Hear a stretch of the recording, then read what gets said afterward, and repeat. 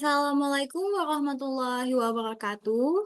Dengan saya Aisyah Nabila Regena dengan NIM 24111152200006. Saya di sini akan menjelaskan tentang kardiovaskuler dan respirasi atau yang bisa disebut sistem kardiorespirasi. Sistem kardiorespirasi adalah sistem tubuh yang terdiri dari jantung, paru-paru, dan juga pembuluh darah. Sistem ini bekerja sama untuk menyalurkan oksigen dan nutrisi ke sel-sel, serta membuang produk sisa metabolisme tubuh. Selanjutnya, organ pertama adalah jantung. Jantung berupa suatu alat dan rongga yang berbentuk piramid dan besarnya sebesar tinju. Berat untuk jantung laki-laki biasanya 280 sampai 340 gram. Sedangkan untuk perempuan biasanya 230 sampai 280 gram. Dasar jantung disebut basis, sedangkan puncak jantung disebut apeks. Ini adalah gambar dari struktur jantung.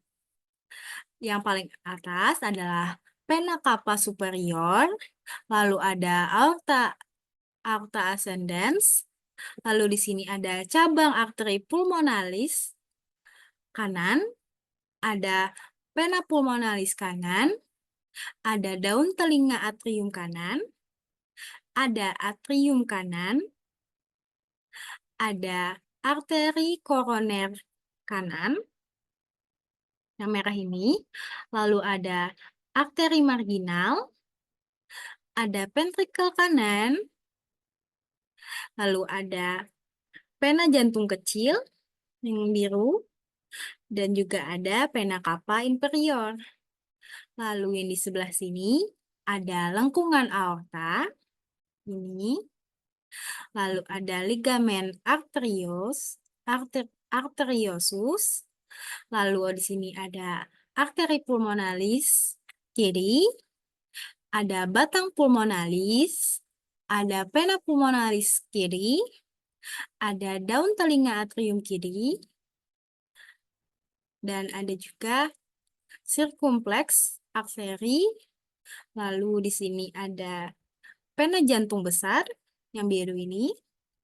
Lalu ada arteri interventrikular anterior, ada ventrikel kiri, dan juga apeks jantung, serta yang paling bawah ada aorta descending. Ini adalah tampilan gambar jantung dari depan. Lalu, di sini jantung terdiri dari atrium dextra atau atrium kanan, atrium sinistra, atrium kiri, ventricle dextra, ventricle kanan, ventricle sinistra, ventricle kiri. Ini adalah gambar jantung dari belakang, yaitu ada aorta, ada arteri pulmonaris kiri, ada vena pulmonaris kiri, ada atrium kiri, ada sinus koroner, ada ventrikel kiri, ada apeks, ada atrium kanan, ada ventrikel kanan.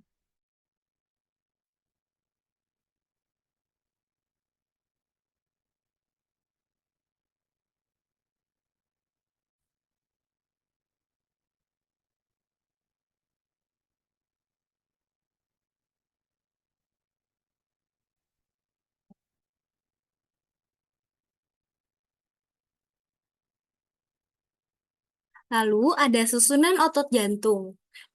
Di sini ada gambarnya, yaitu ada miokardium yang di luarnya ditutupi oleh epikardium, dan di dalam ada lapisan endokardium.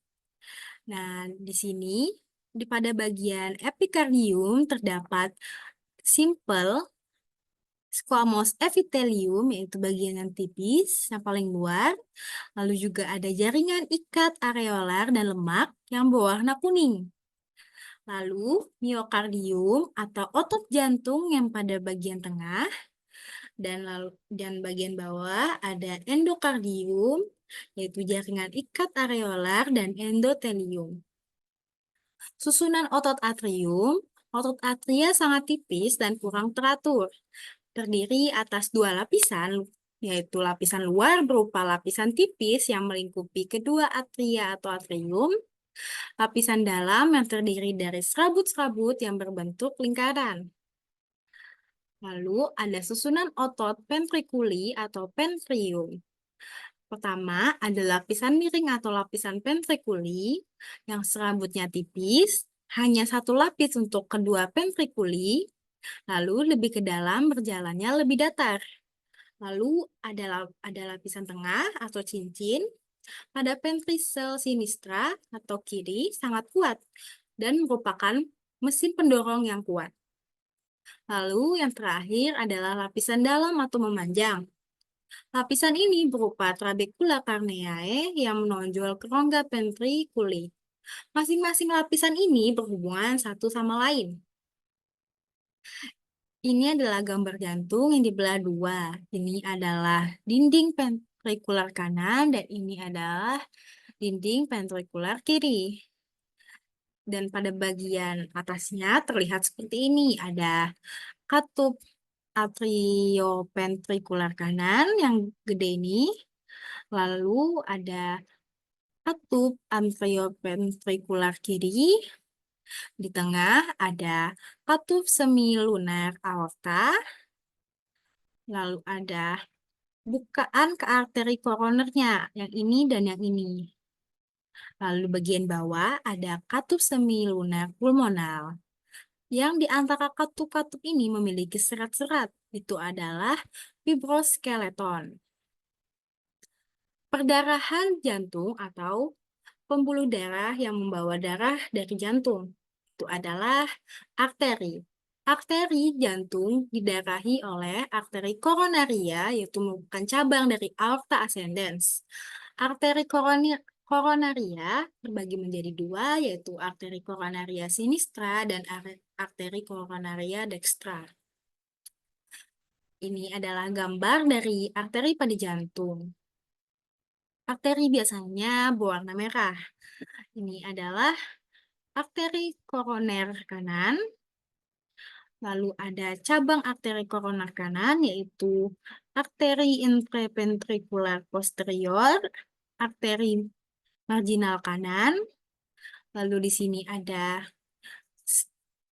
cabang arteri koroner kiri, yaitu arteri sirkumfleks dan juga arteri interventricular anterior.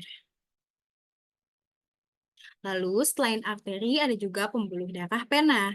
Hampir semua pena jantung yang bermuara ke dalam sinus koronarius, yaitu suatu pena jantung yang lebar terletak di bagian prosulcus koronarius yang ditutupi serabut-serabut otot atrium kiri. Sinus ini bermuara ke atrium kanan yang terletak antara muara pena cava inferior dan ostium atrioventricularis. Ini adalah gambar dari pena pada jantung. Ada pena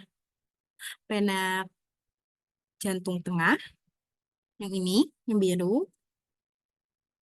Lalu ada pena jantung kecil, ada sinus koroner, ada pena jantung besar. Proyeksi jantung dan orifisiumnya ke dinding depan toraks atau dada. Pertama, pada pinggir kanan jantung, garis yang dibuat dari titik kira-kira 2,5 cm dari pinggir atas rawan iga 3 kanan dan kawan iga 4 kanan. Lalu ada pinggir bawah jantung, garis yang dibuat dari titik setinggi rawan iga 4 kanan menuju RICP kiri kurang lebih 9 cm dari linea midsternalis. Lalu ada pinggir kiri jantung, garis yang dibuat dari suatu titik pada RICP kiri 9 cm dari linea midsternalis menuju RIC 2 kiri rawan iga 3 kanan. Lalu ada apeks jantung, RICP kiri kurang lebih 1 jari di dalam linea midclavicularis atau kurang lebih 9 cm dari linea sternalis kiri. Yang terakhir ada ictus cordis, yaitu dinding depan ventriculus dextra atau ventriculus kanan yang memukul dinding depan dada setinggi RICP kiri kurang lebih 1 jari di dalam linea midclavicularis. Lalu ada perikardium, yaitu jantung dibungkus oleh sakus yang terdiri dari jaringan fibrosa. Perikardium membatasi gerak jantung dan mencegah jantung dari pengisian yang berlebihan oleh darah. Perikardium ini terdiri atas perikardium fibrosa dan perikardium serosa. Perikardium fibrosa melekat ke diafragma dan basis pembuluh besar. Lalu ini adalah gambar dari lebih dekatnya. Nah, jadi perikardium fibrosa itu adalah yang putih-putih serat ini. Lalu ada juga lapisan parietal perikardium serosanya yang di sini. Lalu ada rongga perikardialnya. Ada lapisan visceral perikardium serosa. Next, ini adalah gambar keseluruhan pembuluh darah dan sirkulasi pada manusia. Ada vena cava superior, vena pulmonalis, vena cava inferior, ada aorta, jantung, arteri pulmonalis, descending aorta, arteri femoral, vena femoral, arteri berwarna merah, dan vena berwarna biru. Sirkulasi dalam tubuh terbagi atas dua, yaitu sirkulasi sistemik dan juga sirkulasi pulmonik. Sirkulasi sistemik atau systemic circulation adalah pembuluh darah yang membawa darah ke dan dari jaringan. Lalu sirkulasi pulmonik atau pulmonary circulation adalah pembuluh darah yang membawa darah ke dan dari paru-paru untuk pertukaran gas. Pembuluh darah tadi terdiri atas arteri yang membawa darah dari jantung ke jaringan, kapiler yang merupakan arteri bercabang-cabang sampai menjadi kapiler, vena yang membawa darah kembali ke jantung. Ini adalah perbandingan dari pembuluh darah arteri dan juga vena. Untuk diameter lumennya, arteri lebih sempit dari vena dan vena lebih lebar dari arteri. Lalu untuk ketebalan dindingnya umumnya arteri lebih tebal dari vena, sedangkan vena lebih tipis dari arteri. Lalu untuk bentuk penampang melintangnya, untuk arteri mempertahankan bentuk penampang melingkar, sedangkan vena potongannya melintang cenderung mendatar atau runtuh jika tidak ada darah di vena. Lalu untuk tikus tuniknya, kalau arteri itu adalah tunika media, sedangkan kalau vena itu adalah tunika eksterna. Untuk serat elastis dan kolagen pada tuniknya, arteri lebih daripada di vena, sedangkan pada vena itu kurang daripada di arteri. Untuk tekanan darahnya, arteri lebih tinggi dibandingkan pada vena. Arteri yang lebih besar biasanya lebih dari 90 mmHg, sedangkan vena itu kurang dari arteri sekitar 2 mmHg saja. Untuk aliran darahnya, arteri mengangkut darah dari jantung ke tubuh, sedangkan untuk vena mengangkut darah dari tubuh ke jantung. Untuk tingkat oksigen darahnya, arteri sistemik itu membawa darah dengan kadar oksigen yang tinggi, sedangkan vena sistemik membawa darah rendah oksigen. Lalu untuk arteri pulmonalis itu membawa darah rendah oksigen, sebaliknya vena pulmonalis membawa darah dengan kadar oksigen yang tinggi. Ini adalah gambar sirkulasi sistemik yang ada pada tubuh manusia. Terdiri atas sistem arterial yang keluar dari jantung dan sistem vena yang kembali ke jantung. Nah, ini jika kita merasakan menyentuh ini dan terdapat cetak, itu adalah denyut nadi radial yang terasa di pergelangan tangan, tepatnya di bawah ibu jari kita. Lalu untuk aliran pena, ini adalah gambar pena saat ototnya berkontraksi dan juga ini adalah gambar pena saat otot rangkanya relaksasi. Kita masuk ke dalam materi respirasi. Secara anatomi, sistem respiratoris terdiri atas traktus respiratorius bagian atas dan traktus respiratorius bagian bawah. Nah, jadi untuk bagian atasnya ada sinus sphenoidal, ada sinus frontalis, ada rongga hidung, ada tekak atau paring. Untuk bagian bawahnya ada laring, ada trakea atau batang tenggorokan, ada bronkus, ada paru-paru.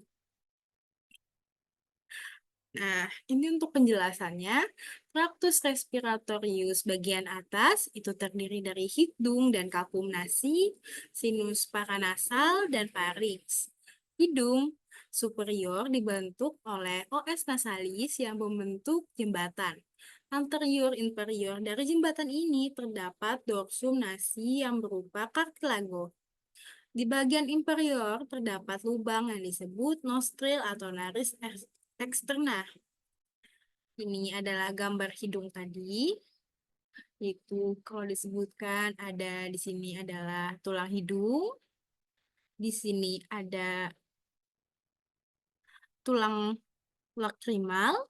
Di sini ada turbinat hidung bagian bawah, rahang atas. Lalu di sini ada tulang sphenoid dan pelat horizontal tulang platina.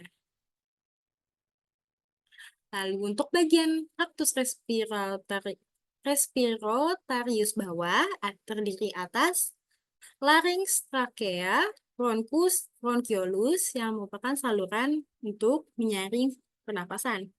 Lalu untuk di dalam paru-parunya ada bronchiolus respiratorius, ductus alveolaris, dan alveoli atau alveolus. Ini adalah gambar dari paru-paru dan bagian bawahnya tadi. Di sini ada laring, trakea, lalu cabang dari trakea ini adalah bronkus, lalu di cabang yang lebih kecilnya lagi adalah bronchiolus, dan pada bronchiolus terdapat alveolus yang akan menukar akan terjadi pertukaran gas oksigen dan karbon dioksida pada alveolus tersebut. Nah, yang bagian batang ini bisa disebut bronkus primer kanan, bronkus primer kiri, bronkus sekunder kanan, bronkus sekunder kiri, bronkus tersier kanan, bronkus tersier kiri.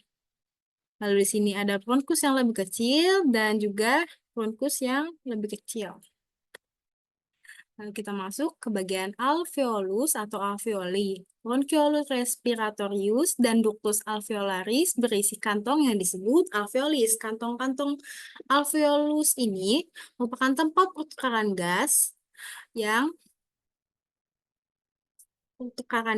oksigen dan karbon dioksida dan pembuluh kapiler pulmo melalui membran respirasi. Paru-paru mempunyai kurang lebih 300-400 juta alveolus. Membran respirasi itu adalah dinding yang tipis yang terdapat pada lumen alveolar dan kapiler. Terdiri atas membran plasma alveolar, sel endotel kapiler, dan fungsi membran basalis keduanya. Ini adalah proses pertukaran karbon dioksida dan oksigen yang saling berdifusi di alveolus. Lalu ada bagian pleura dan kapum pleura. Membran serosa yang meliputi permukaan paru-paru terdiri atas pleura parietalis meliputi permukaan dalam rongga torak atau dada, pleura visceralis atau meliputi permukaan luar paru-paru. Di antaranya terdapat kapum pleura. Nah, jadi ini untuk bagian paling luar itu adalah pleura parietal. Lalu bagian dalamnya yang di permukaan paru-paru itu adalah pleura visceral, lalu di sini ada pleural cavity, dan di bawah paru-paru ada diafragma. Paru-paru tadi adalah organ primer respirasi yang banyaknya dua buah. Berbentuk konus dengan apeks menghadap ke atas dan basis penjurus ke bawah di atas diafragma. Paru-paru terletak di dalam rongga torak atau dada, di garis tengah dibatasi oleh mediastinum. Ini gambar paru-parunya tadi. Lalu di sini ada paru-paru kanan. Paru-paru kanan memiliki apeks, lobus superior, lalu ada lobus tengah, dan lobus inferior. Di sini ada retakan horizontal dan juga retakan miring. Bagian bawah paru-paru kanan disebut basis. Untuk lebih detailnya, di sebelah kanan di gambar ini ada struktur detail dari dalam paru-paru. Lalu untuk paru-paru kiri, pada bagian atas ada apex, dan juga ada lobus superior, lalu ada retakan miringnya, dan juga lobus inferior, dan paling bagian bawah adalah basis. Di sini ada takik jantung. Perbedaannya, paru-paru kanan dan paru-paru kiri kita itu berbeda. Pada paru-paru kanan ada 3 lobus, yaitu lobus superior, lobus tengah, dan juga lobus inferior. Sedangkan pada paru-paru kiri hanya terdapat lobus superior dan lobus inferior. Karena pada paru-paru kanan terdapat retakan horizontal, sedangkan pada kiri hanya terdapat retakan miring. Di bagian sini bisa dilihat struktur detail dari paru-paru kiri. Ini adalah gambar dari sistem kardiorespirasi pada tubuh kita. Ada paru-paru, pembuluh darah, dan juga jantung. Pembuluh darah arteri berwarna merah, sedangkan vena berwarna biru.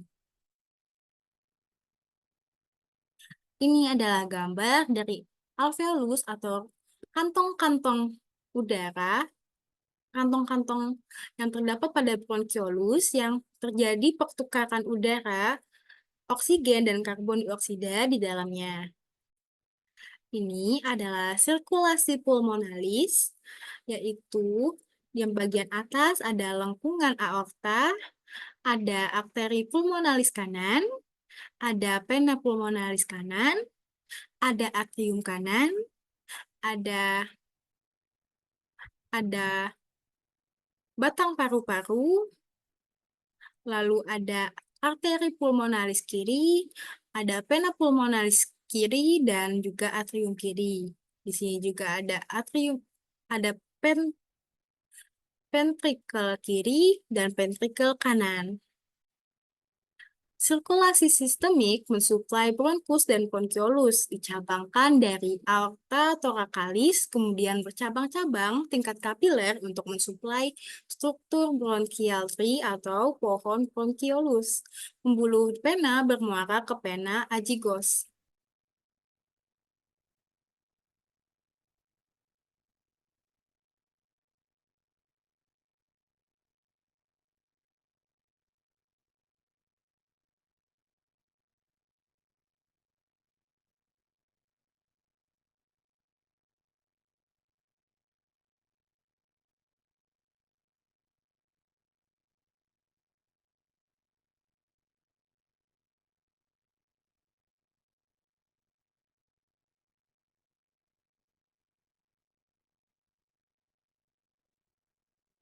Jadi, untuk kesimpulannya, kardiovaskular dan respirasi atau sistem kardiorespirasi adalah sistem tubuh yang terdiri dari jantung, paru-paru, dan pembuluh darah, arteri, vena, dan kapiler yang tadinya adalah kumpulan dari pembuluh darah arteri.